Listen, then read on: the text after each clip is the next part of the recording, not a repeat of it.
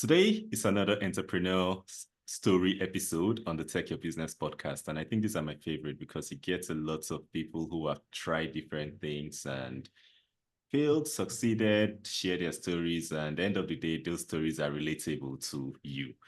So welcome to the Tech Your Business podcast, where we break down technology, inform you about the latest in technology to help your business learn more, earn more, and do more. My name is Peter, and our guest today is Peter. so, so, so welcome to the show, Peter. Thank you, Peter. They make it very easy to remember everybody's name. That's right. Thanks so much for having me. I'm really happy to be here. All right. So I think let's go straight to the point. Just tell us a bit about your story, what you've done, and what you do currently. Sure. My first I'll call it my first life career was in equipment leasing. So big companies didn't want to or didn't have a budget to buy whether it was computer systems or forklifts or machine tools, kind of larger sort of asset classes with larger companies. So I built a career around building a portfolio of leases. This was a company that was started by my father, and we grew it with a team of people to a pretty good size. And then we were able to help him get retired and sell the company. That was back in 2007. And I learned an awful lot during that process, not the least of which was that ego does not necessarily drive or make success. So after leaving that environment, humility became part of the picture, and we started looking at different. I was really curious at that time. This is in 2007, 2008, 2009. I was looking at Facebook and looking at the different apps that people were starting to build at the time. And it was a very Wild West sort of moment where I met a partner who had a concept, and we went about developing a concept about tagging. And in particular, we were tagging fashion items. So, I mean, we were taking pictures, and actually people were able to tag the clothing, and the whole product never really got off the ground. And just this morning I was reading where Facebook has taken tagging to a whole new level, to the degree that they actually had to pay the state of Texas, I think it was $1.5 billion as a penalty for having tagged people's, basically everything about them. They tagged the people without them knowing about it, without their consent. So it was really, I just had a discussion with my ex-partner this morning about how so far ahead of the curve we were with this concept. And I'm glad that we didn't really get too far into it, because the lessons that I learned at the leasing company and the lessons that I learned in building these apps came together in the next adventure, which was another leasing adventure, but for Harley Davidson motorcycles. So I was approached by a couple of investors who had this idea that they wanted to lease Harley Davidson motorcycles, and I looked at the business from a lot of different angles, and I thought this is actually a very promising enterprise. So we put together a team of people and some capital, and we went about the process of building a system. And I didn't know anything about Harley Davidsons. I didn't know anything about dealerships. What I learned about motorcycle sales in particular was that when somebody, typically a man, identifies that he wants a motorcycle, so he's come into the dealership, he says, "Yeah, I really like that bike." The second he says that, you have to close him, because if he walks out the door there's an 80% chance, 80% that he will never come back. So our system had to account for that buyer's impulse. And we did that, and we had, I mean, I won't say 100%, but we had a very high, well into the 90 percentile range of people who were extremely happy that we made that available to them, because it gave them a chance to do something that they'd always dreamed about. Yeah, it was a great adventure. We did that for, I think, 6 or 7 years, and then that company morphed into a new company. And in that new company, we continued with the development of systems and automation. So the challenge we had in the first company, in Chrome Capital, was how do we get somebody through the credit decision process and then get them through the paperwork process in less than really like 30 minutes. Most of the time, and I don't know what it's like in Nigeria, but if you go get a car, if you're to go buy a car here in the United States, it can take a day to go through, identify the car, negotiate the price, get the paperwork done, and then get out the door. It's ridiculous how long it takes. And that just doesn't work in the motorcycle world. So we developed a system built on what we like to affectionately call TGM. TGM is a very important technical term that means third grade mentality. So basically, we needed to build a system that a third grader could open up and operate and make a deal happen. And so that's what we did. We created a very simple interface for a dealer who knew he knows about motorcycles, but he doesn't know about leasing. So we needed to give him the tools to put in the information that he knew to create a situation where he could sell that motorcycle and get the guy out the door. So we created that. And then we went another step further in the next iteration called Fuel Capital, which was to not only automate that whole system, the front end system, but then the execution of the paperwork became a DocuSign file that was sent as soon as the dealer pushed a button. So a prospective rider who went and selected a bike, he could actually be at work someplace and get an email on his phone with his DocuSign, and he could open it up and sign with his thumb while he's, doing his work in the field somewhere, and then go pick up his bike and ride away. So there was none of this big paperwork issue, and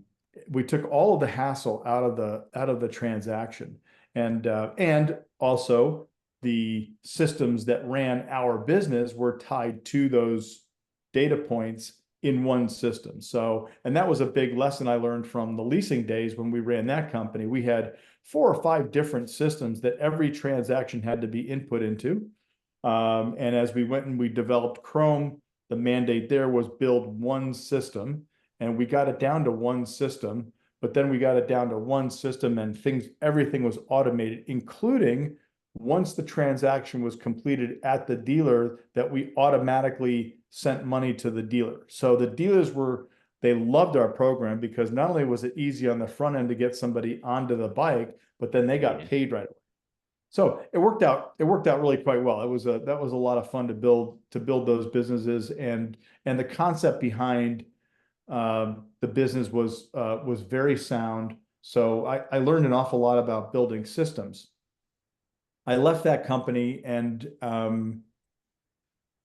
in 2019, 2020, I started my current firm, Pure Coastal, and I had an experience that made me think there's got to be a different way to manage a relationship with my home services companies. And I was very comfortable with the concept of a 3-way relationship in terms of how my life in leasing worked. There are 3 parties. There's the vendor, there's the user, and then there's us who bought the equipment and then leased it to the end user. And actually, the same thing happened in the motorcycle leasing world. There were three parties involved there. There was us, there was the dealer, and there was the rider. And we were all tied together. And so when it came to this business and home services, it became really clear that as the customer for home services, I was typically left out of the loop on what was happening. And in particular, my pool service company, great guys, but I walked around my pool one night and there was a light that was out. I'm really fortunate. I live in Florida and we actually have a pool in our backyard. So very, very fortunate with that, but it does require maintenance, and the light was out, and it was one of these very expensive light. And so I picked up the phone and left a voicemail message for the pool company, and I never heard anything back. And I didn't really think about it again until about 30 days later when I walked out by the pool and the light was back on again. I thought, oh, that's cool. Maybe it was just a short, maybe it was just some timer or something. And Yeah. I didn't think anything of it until the next day when I went out to the mailbox, and here was a great big fat invoice for having repaired the pool light. Well, this doesn't really work. I mean, thank you. Yes, glad that you repaired it. I wish we would have had some sort of conversation, some sort of notification, because in my mind, in that 30-day period of time, I'm also thinking, well, maybe I need to find a different pool company who's more responsive. So I'm cheating, if you will, right? Like I've had this Yeah. long-term relationship. I'm looking, maybe I need to make a change.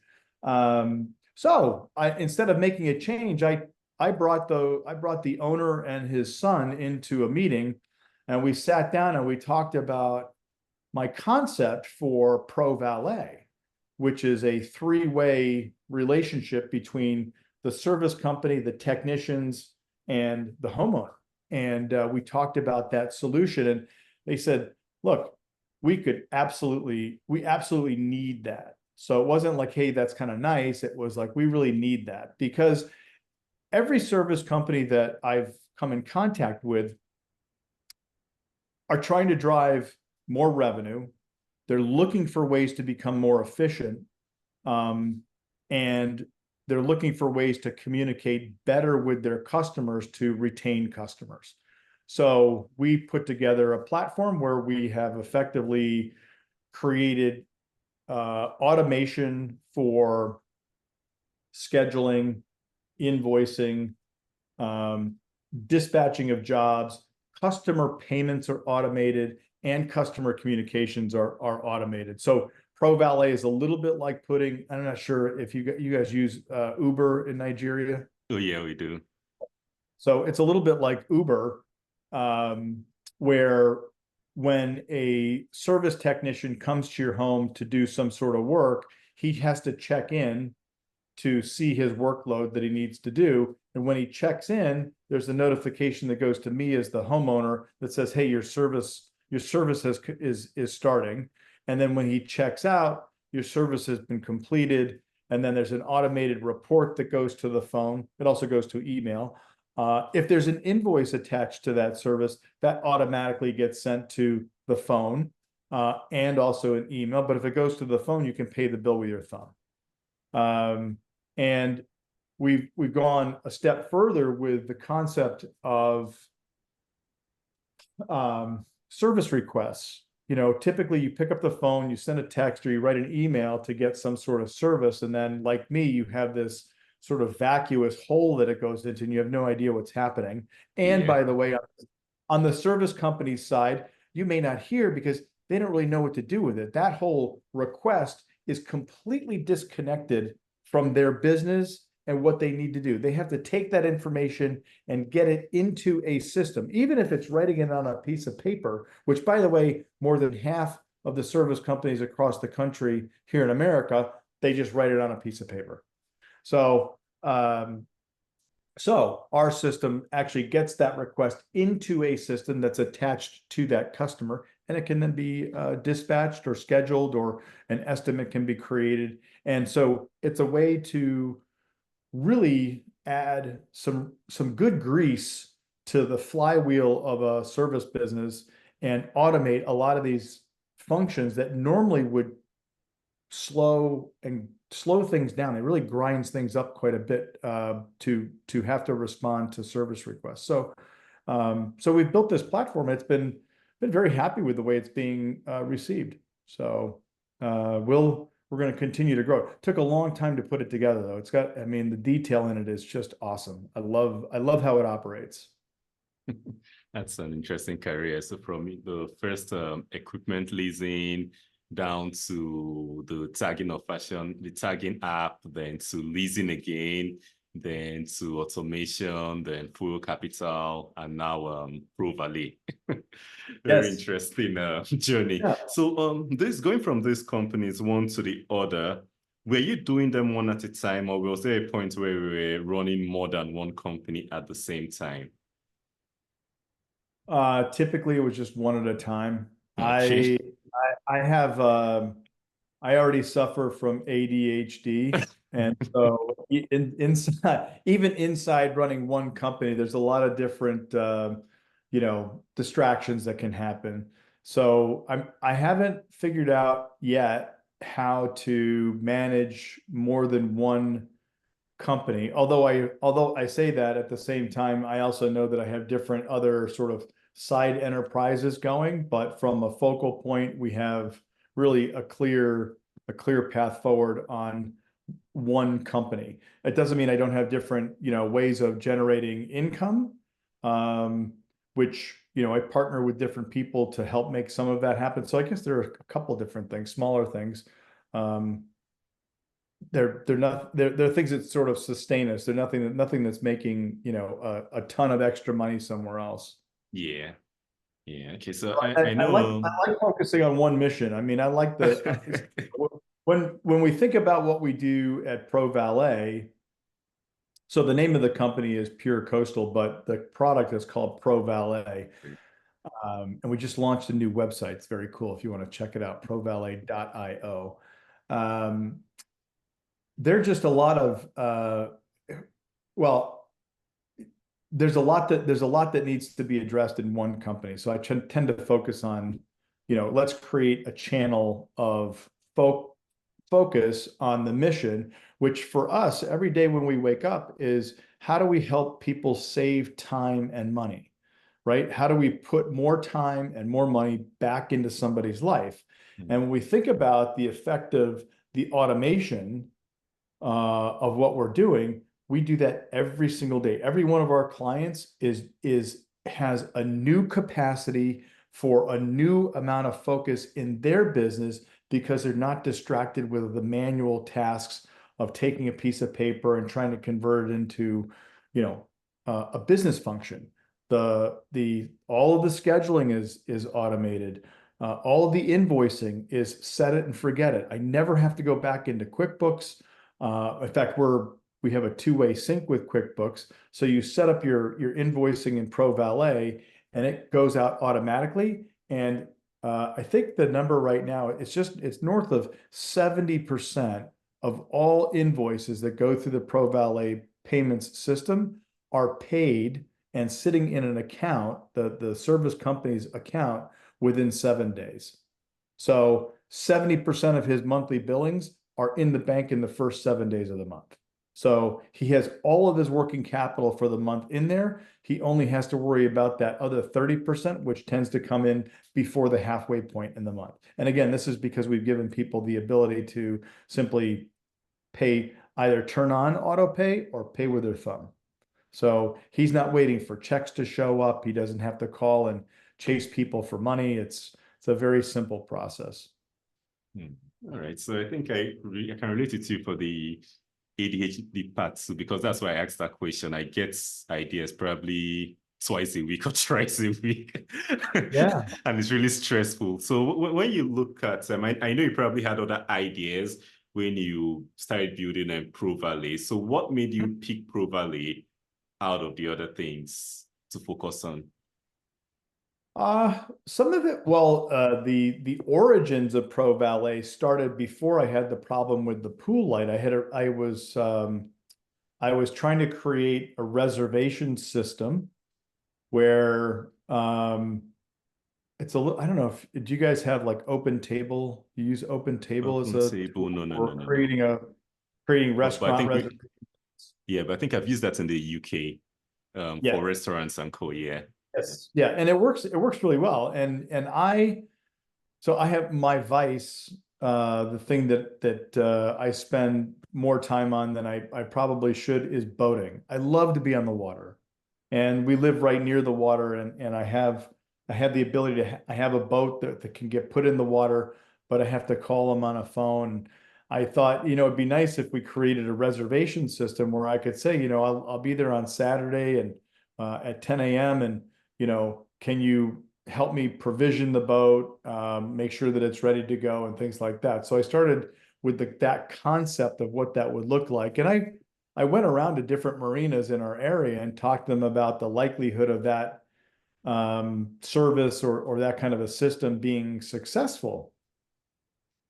And son of a gun, it was not going to be successful.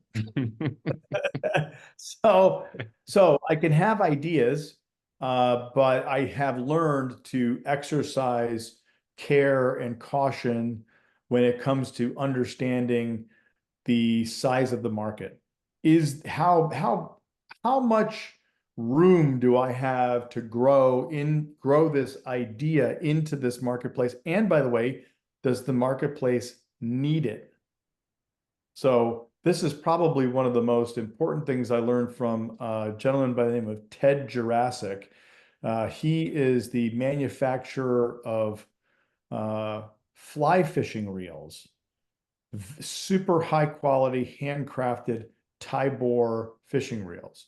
I know you guys fish in Nigeria somewhere, so somebody over there knows what I'm talking about. But he always said, don't ever build anything that somebody doesn't need. So even for fly fishing, if you're a fly fisherman, there's certain specific specs that you need to have for whatever you're chasing. And so he's been very successful. So I listened to what he said, and that was the premise behind Chrome Capital. And we started leasing Harley Davidsons. I went to a number of dealers, so I checked the marketplace, and they said, yes, we really need that alternative to traditional bank financing. So that was all of those puzzle pieces need to line up behind an actual need from the marketplace. I'll tell you an interesting story. I came up with an idea for selling a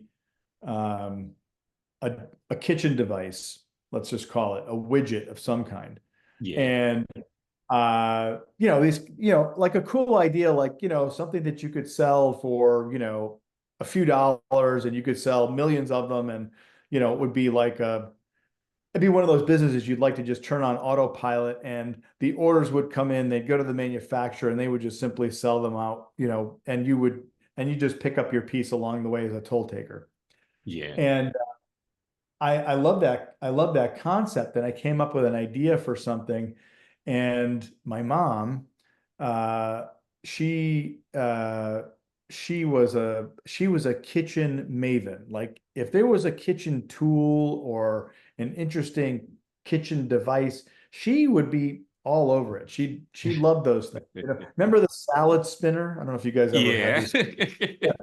So she was one of the first people who ever adopted the salad spinner. And so I came up with one of these an interesting idea, and I sketched it out I built a little 3D model for, and I said, what do you think about this? She goes, I don't get it. I said, well, this is what it does. This is da da da da.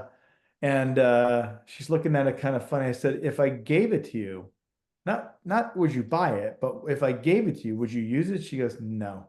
I'm like, okay, well, we're gonna throw that in the garbage. Because if mom wouldn't even use it if I gave it to her as a gift, I said, well, she's not going to use it, then nobody's going to buy it. She's not going to buy it. So ideas happen, but I think it's really important to exercise the concept around the market. And I think one of the traps that a lot of people get stuck in is this idea that your idea has this enormous market, and it's quite a discipline to go about the process of actually identifying how really big is the marketplace. So and you have to back into what they call product market fit, right? So does your product, where does this product really fit? What problem does it really solve? And how many of those people are there? You know, we all have we all need toothbrushes. So it's a very large market, which means you're going to have a very low and cost. You need to drive your cost down to get into the marketplace to be competitive with some differentiator with a toothbrush.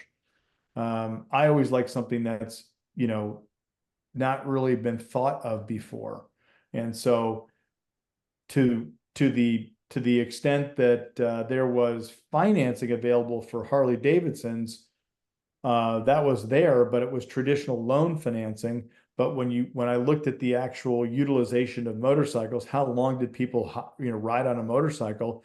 It was only 2, 3, or 4 years. So I said, well, let's do a 2, 3, and 4 year lease. And that's what people took us up on. It fit the market. Not everybody. Some people wanted to buy it and own it, and that was it. So good. But other people wanted to change bikes.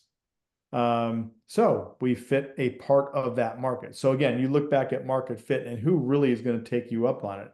And in the case of Pro Valet, we've started with the pool service companies, and because that's where I started with the idea.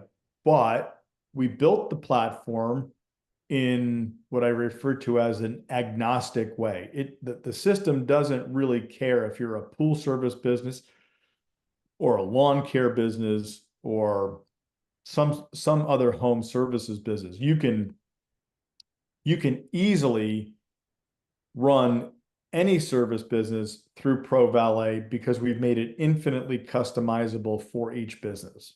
So I always like to tell people that I'm not smart enough to know how to run your business. You are. Just tell Pro Valet how you want it to run, and it does it.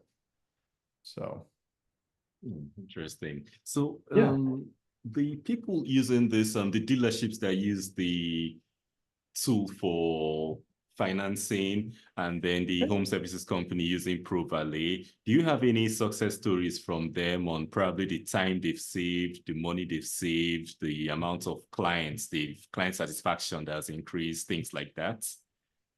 Yeah. So when we were running Chrome Capital, so several dealers there let me know that they were able to sell 30% more in any one month than they ever had in their history because of the lease. Now, the lease did a couple of things. The lease allowed for guys who only wanted a bike for 2, 3, or 4 years, and it also facilitated getting riders who had subprime credit. So if they had poor credit, they couldn't get a loan, but we would give them the lease. So the lease made the bike available for those guys, and we automated all the payments. So when it came to a subprime rider, we knew when the payment was due and we knew that it came in. If it didn't come in, then we have to have a conversation about, maybe, and this happened, it happened regularly, not a lot, but it happened regularly where somebody wasn't able to make the payment, and then they got into a situation where they weren't able to make any more payments. So we simply had them return the motorcycle, and we went about the process of selling that motorcycle back to a dealership who would then fix it or what have you, and then resell it again. These motorcycles last forever. So in the case of the Harley Davidsons, we were focused on pre-owned Harley Davidsons, not new ones. Oh. So it wasn't a new motorcycle, it was a pre-owned motorcycle, and there's a big market for it. So again, this product market fit thing, you start to zero it in on where your market really is. Oh, and by the way, Harley Davidson dealers ended up not being our best customers, even though that's where you can find them. It was the independent motorcycle dealer who really needed what we had. Wow. So they were able to use that. And in Pro Valet, I can tell you that we have helped companies grow by 300% because they're able to focus on running the business, not attending to all the minute details associated with billing and scheduling and things like that. The owner was able to go out and actually create new veins of attracting new customers. And by the way, also hiring new people to service those pools and train them. So now he's building his business versus being held back by the manual elements of running any business. We've automated all of those things. And I say this a lot, and it was born out of Chrome Capital. But if you're going to repeat something in your administrative end of your business, if you're going to repeat the same thing weekly or monthly or even annually, you should probably try to figure out how to automate it somehow. And so that's what we're bringing to the market. We call it business process automation. And we do it in what I refer to as a democratized way. So very low cost. It's a monthly fee to use the platform, and it's a very low cost to do it. So and we charge it by two different licenses. One is for the company, and then one are for your technicians. So it's scalable for any company. Yeah. So the product obviously has a lot of benefits, but I know over time trying to sell this product to different home service businesses and probably previously the dealerships, there were some of them that would have resisted, that would have given some reasons for not wanting to have that product. So what were the biggest things you saw these business owners? So the objections for Pro Valet are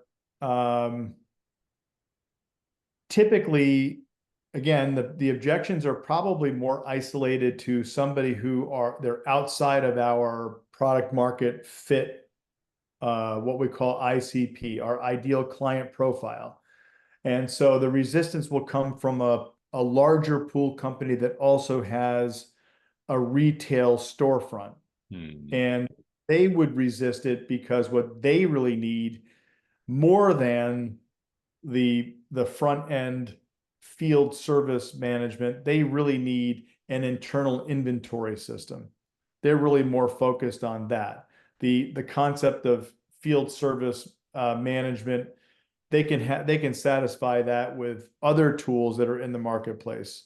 So they're a little bit outside of our ideal client profile. Nobody balks at the price per se. We do get objections regarding reporting. Reporting is something that is an ongoing effort for us in our business. And they might say, well, when you get X kind of reporting, call me back. Nobody really rejects the concept. The concept is actually built by the industry, which I think is a really important point. We started this process back in 2020. We built a minimum viable product, which means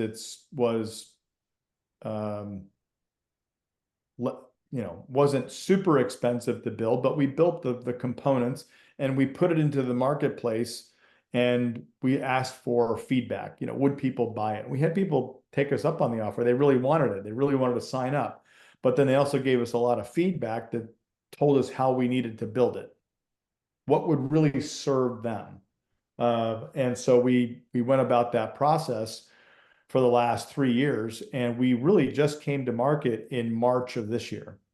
Wow. So it's been a long, painful, patient building process. But we have a really good, stable platform that is really almost nearly infinitely scalable. So we're in the process now of raising more capital so we can build out our sales team. and build out some more of the features and what have you that we want to make available. Great. So how did you go about building the, I would assume you don't have a technical background. I don't really know. Oh yeah. So how did you go about building the technical team, building the team that build the product for you, hiring especially the team that build the product for you? Yeah, I had to, so when we had, so I went from the leasing company, the old leasing company, to building these um, apps for Facebook. And that's where I started to dip my toe into building out, understanding architectures and what you could do with certain, um, well, different platforms. And at the time, at the time, open source platforms was very new. And I thought, well, this is kind of the direction we would want to go in, coming from a place where we barely had not much more than really like paper and some computer files and a couple of, Microsoft Access systems, which were very clunky and difficult to use. This concept of the new open source platform was attractive. So that's where I cut my teeth on understanding how those worked and how they could get scaled up very quickly. And I met a guy through I think it was Elance. Oh Maybe with Elance, you guys know yeah, about yeah, yeah. Elance? Yeah, I No, heard it's about now it. called Upwork. It's now called Upwork. And I met a guy there and told him what I wanted to do. And we hired him and he started building it and it started to work. And it was like, well, that's kind of cool. And so, anyways, that whole tagging thing kind of went by the wayside. And then we got into building the system at Chrome Capital. And I thought, well, that platform seemed to work quite well. Let me go back and talk to this guy about building out what we're looking for. And he said, yeah, I can do it. But I quickly learned that his abilities were less than what we needed. So the platform was built in a good place. And so I went and found some other, more local professionals to help me build it out. And, they said that the code that was in there was a rat's nest and it was terrible. And we needed to rebuild it, what have you. Anyways, we went through that process. And along the way, I met a gentleman by the name of Daniel. And Daniel was the first guy who was really straightforward with me about the architecture and the code that was written. And he assured me that we had selected the right architecture and that the code, if it was changed or modified in these certain ways, would continue to work, but that eventually you would have to go back and you would redo this, but you didn't really need to do it right now. In any case, we became friends. And then we actually hired him full time as an employee. So we had an outsourced development company, and he left that company, went to another job. We stayed in contact with him, and he eventually said he's going to leave that company. He's going to think about opening up his own shop, and would we like to work together? I said, yeah, it'd be great. So he and I have been working together since 2011. And we've continued to work on the same architecture, which in our case is Ruby on Rails. And it has a lot of different features in it that they just make it really simple to build a very scaffold the system and then to fill it in with all the details in a very secure way also. I'm kind of a freak about security. I don't want my customers' information getting out to anybody, any way, shape, or form, but we need to have a system that we can easily plug into and build and continue to integrate features into. And that's what we built. I asked that question because a lot of people don't have any technical background, and they have the ideas, but a lot of them feel it's impossible. A lot of them feel it's difficult.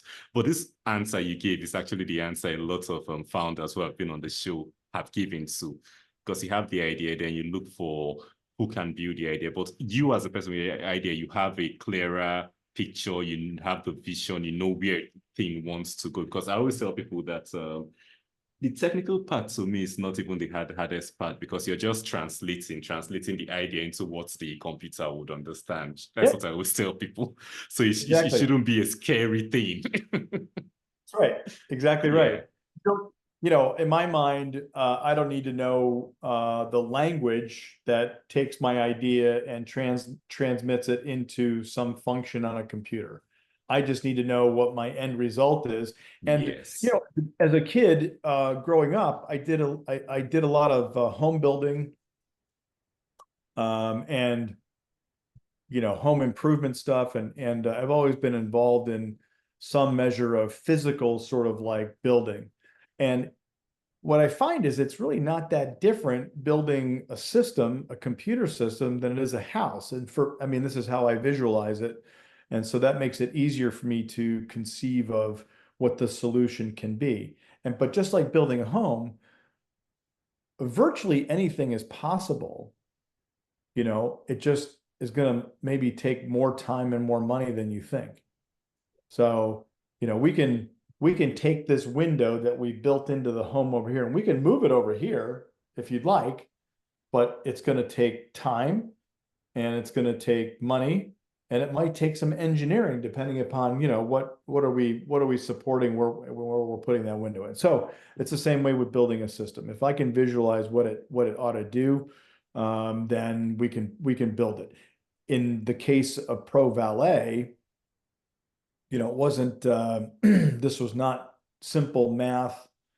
And I say simple math, there wasn't anything simple about the leasing math, but you know, it took a lot more time to create the experience that we want to deliver to the service companies than I ever anticipated. I mean, when we built the minimum viable product in 2021, I thought, oh great, we can go to market, and there just wasn't any way to market. And the other, I'll tell you another perspective about anybody who takes on the enterprise of building a system.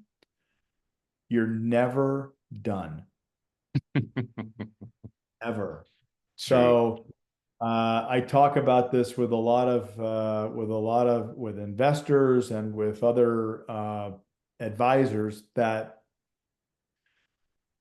building Pro Valet is a faith walk, right? I mean, we're walking day to day, hoping to make good little steps going forward, and that every day that's good, but that we don't simply get to the end of the line and we're done. We're just it's a path that goes on and on. And you know, you get to a certain point where you really embrace that, and it becomes the journey becomes the exciting part. It isn't the end game. And I think that's one of the reasons, certainly one of the things that's continued to allow me to do what I'm doing, because it's it can be fatiguing, but I'm buoyed up every time somebody signs up for us. It juices me up in a in a good, happy way. I'm like, hey, somebody else saw the light and we're solving some of their problems. So I think that's good. Yeah, that's actually amazing too. That's amazing. So, when you talked about the story behind Pro Valet, you talked about your pool lights and being upset because you didn't get any communication from the home service, from the pool company before getting Yep. your invoice. So you didn't have any idea that they had fixed it.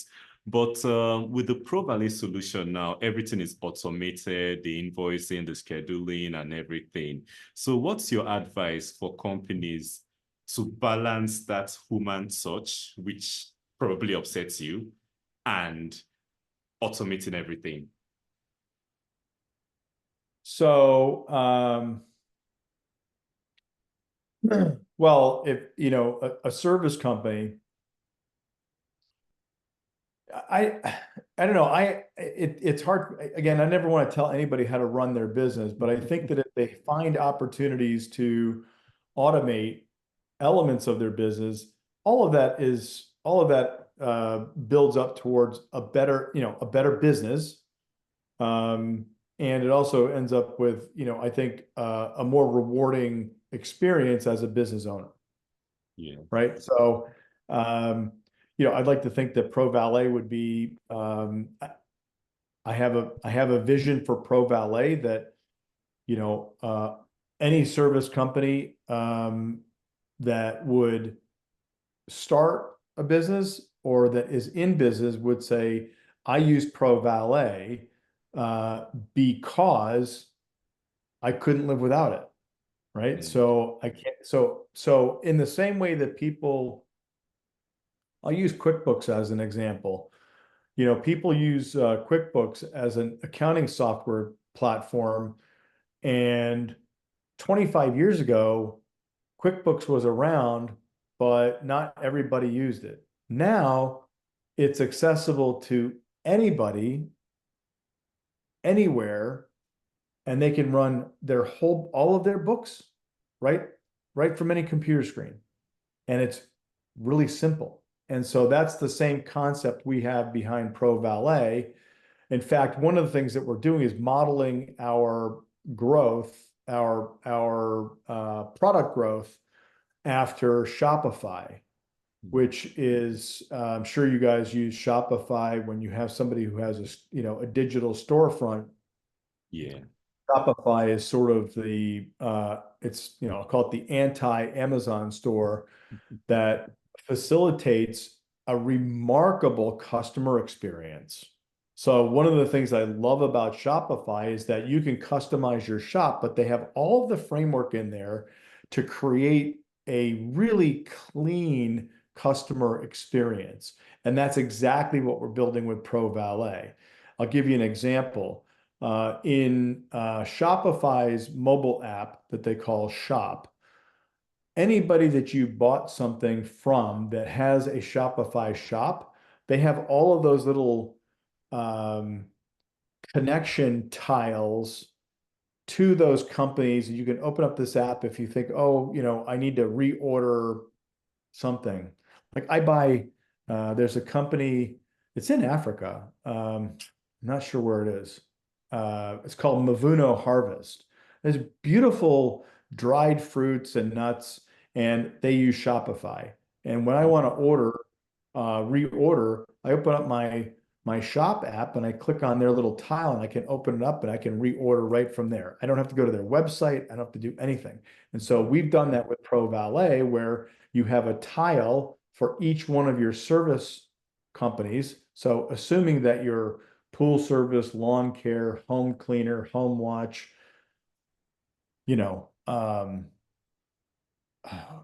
air conditioning guy, if they are using Pro Valet and you're a customer of theirs, their tile will show up on your Pro Valet app, and that becomes your conduit for managing that relationship. I don't have to pick up the phone.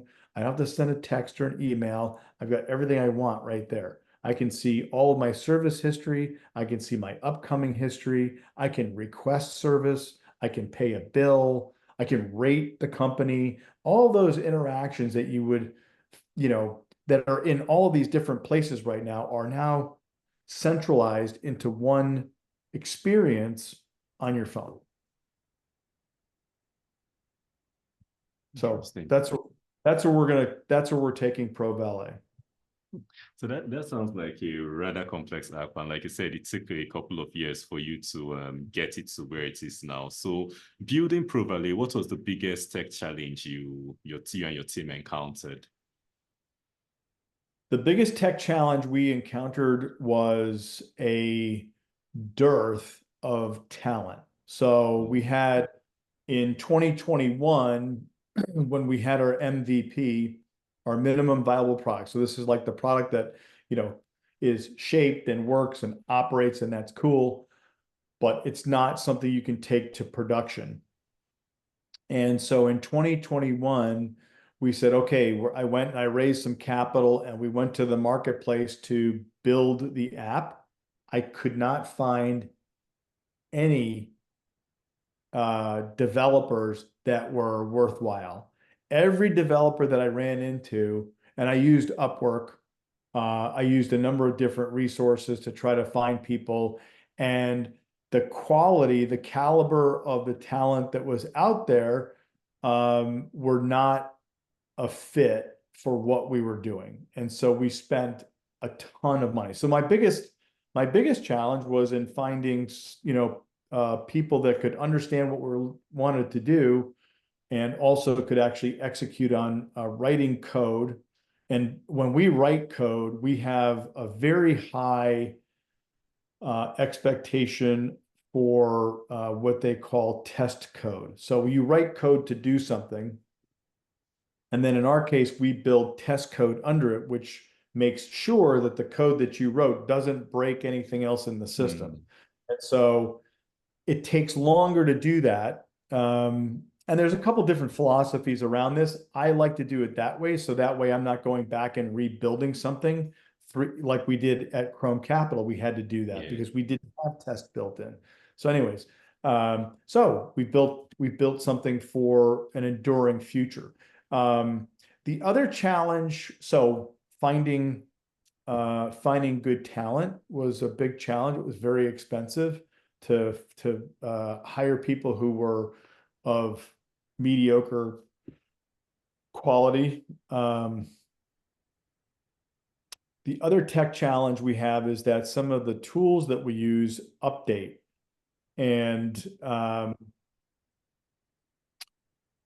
when they update, they can break what we have. So SDKs are, I'll call them the buckets that all of the code for the 2 mobile apps that we have, those need to be updated, and they'll update and they won't tell you. So that's a challenge. You're like, okay, well, it doesn't work. Why doesn't it work? Well, now there's an update.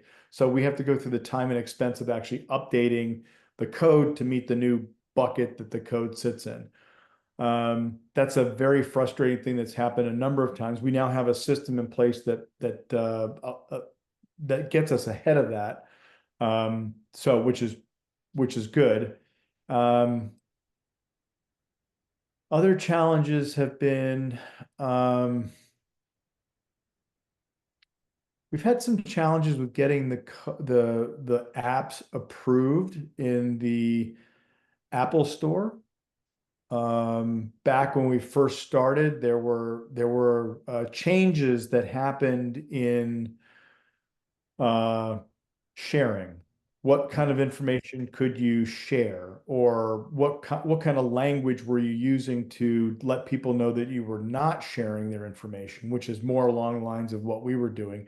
Just, things like that would just get hung up for days or weeks, and you couldn't get a clear answer. So we have a lot of partners all across the globe, which sounds fancy, but that's just the way life is, right? And so all of these partners, they have their own interests, and we have to be sensitive to them. We have to account to them. And because we use their tools, we have to be in tune with what those requirements are. And so it's a lot of different balls in the air that we're juggling on a regular basis. So yeah, I think Apple is really, really, really notorious. Their App Store is notorious for that.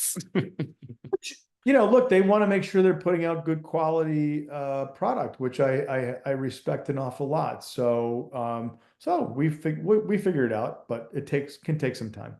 And I'd say that's probably the biggest challenge I've had is the time it's taken to actually get to market has been taxing. But that's, like I said, that's part of the path. Part of the process. All right. So how's your approach to business changed from when you first started building your first the tagging business and co till dates? I've given up on hurrying. I've completely given up on the concept that I have to hurry to get things done. And I think rushing served a purpose for a certain point in time. But I more highly value the quality of the product in the time that's been spent developing good product. You know, one of the challenges that anybody who develops a system has is, you know, you get a lot of feedback from the marketplace, and that feedback can be very distracting. So we talked about businesses before, and you know, really trying to focus on one business. And inside the one business, there are a lot of distractions, and one of the bigger ones is the feedback that you get from your customer base. Hey, I wish it could do this, or this broke, or you know, not quite sure how to do that. And it's the feature, it's the list of features or performance components that your current marketplace is asking for that can be quite a big distraction. So that can be a little bit of a detractor from the mission at hand. Having built several systems, though, I've learned a very important lesson about how to use that information.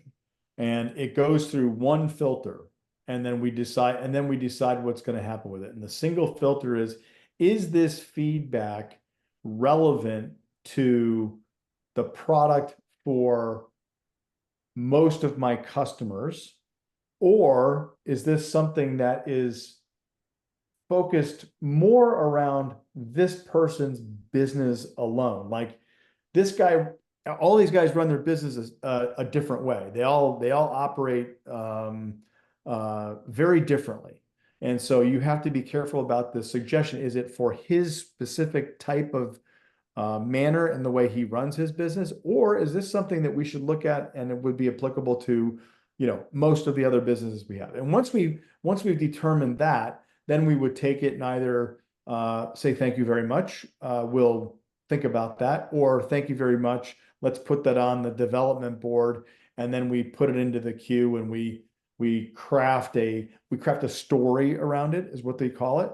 And then we prioritize it. Where does that really need to come into the development queue? And we put it into the queue, and eventually gets produced and becomes part of the product. Great. Yes, I can see a couple of books behind you. Is there any book you would recommend for probably anyone who is on your journey or who wants to go on your journey to make it easier for them? Oh, this is great. This guy right here. Traversing the Traction Gap by Bruce Cleveland. Now, this is for somebody who's interested in potentially building out a, in my case, it's a SaaS platform. So software as a service, where you create a product and then you're going to, you sell it by monthly subscription. Yeah. That's what a SaaS platform is. This guy he's a venture capitalist. He has helped to fund a lot of startups, and this book is it's like an instruction manual on how to build it, and what are the elements you have to be really focused on at each stage of your development for bringing a product to market and have it be successful. There are so many pitfalls, and I read this book early in the journey, about 3 years ago, and it was like a light bulb went off. It was like, okay, this is really what I'm getting into. So actually, that has helped to set it's a little bit like having a map. When you're going to go on a journey, having a map is a lot easier than just simply starting to walk down a road and hope that you get to the end line. This is a thing that tells you along the way, these are the milestones you're going to hit, or that you should be trying to achieve. And so, you know, building an MVP is in the first portion of the first leg of the journey.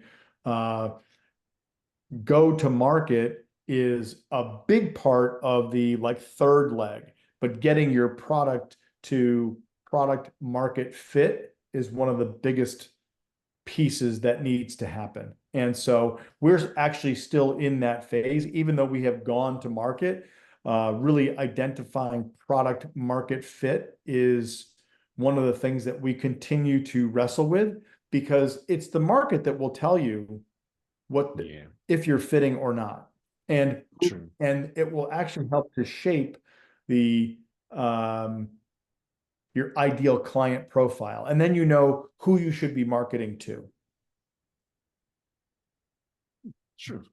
All right. So for the listeners probably who want to, they've listened to this and they really enjoy this episode. Maybe they want to connect with you, learn more from you, or maybe they want to use Pro Valet or any of your services or anything. What's the best way they can reach you? Well, first, go to the website. We just launched a new website yesterday. It's provalet.io, and it has a whole host of. It's got a lot of information in it. So explore that. Feel free to connect with us by scheduling a demo. You can click on any one of the buttons to schedule a demo. You can certainly call. We have a telephone number on there if you want to call and talk to one of our AI agents. We employ artificial intelligence with our business, and we have an AI agent that you can call and you can have a conversation with her about the business, ask questions, or they could simply reach out and send me an email. And my email is peter@provalet.io. All I'm right. also So on LinkedIn and other places, but that's the easiest. You just send me a direct email. I'm happy to respond. that's all right. So for the listeners, for the people watching, the links will be on the screen and also on the show notes once this episode goes live. So thank you so much for coming on the show today. Hey, thank you so much for having me, Peter. I really appreciate it. It's been great to be with you. All right. And for the listeners, did you get any value from this episode? If you did, please share it with anybody who you know is probably building a product or has a product idea and is stuck and thinking of how to build it, or anyone who you know it would help. And if you want to be the first person to know when this episode goes live, don't forget to like, follow, and subscribe to the podcast wherever you're seeing us or hearing us on. So this is a weekly podcast. Next week we'll be out with a brand new episode. But till then, we have almost 100 episodes out there. So you can listen to all of them till next week when we are back with a brand new one. So bye for now.